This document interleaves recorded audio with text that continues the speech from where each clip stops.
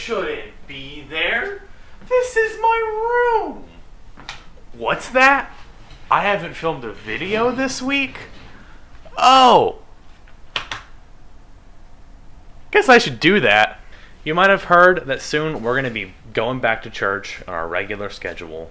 And today, I promise we're going to prepare you for that. I want to start with a question. Why do you go to church? Really, why? Our text today is in Mark, the story of Jesus cleansing the temple. This is Mark 11, 15 through 19. As they came to Jerusalem and entered the temple and began to drive out those who sold and those who bought in the temple, and he overturned the tables of the money changers and the seats of those who sold pigeons, and he would not allow anyone to carry anything through the temple. And he was teaching them and saying to them, "Is it not written, 'My house shall be called a house of prayer for all the nations'? But you have made it into a den of robbers." And the chief priests and scribes heard it and were seeking a way to destroy him. For they feared him, because all the crowd was astonished at his teaching. And when evening came, they went out of the city. The people described here in verse 15 are money changers, people who want to buy and sell. They were in church for the wrong reason.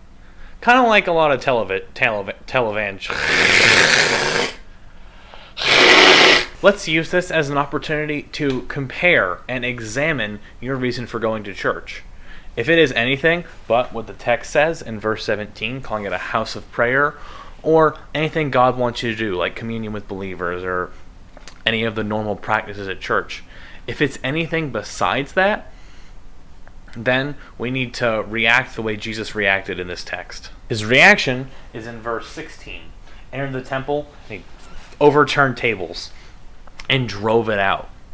And we, in the same way, need to drive out all these ideas that are getting in the way of what's supposed to be happening at church. Get it out! Get it out! Oh, my guitars.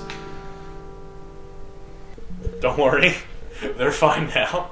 So, Grant, you might ask, if I'm not supposed to use church for frivolous things, just as a social place or for, in very few cases, profit, what am I supposed to do? Well, let's focus on what the text says. Here, it says that my house will be called a house of prayer. So, as church reopens and you get another chance to be with believers, make sure that the house of God is a house of prayer.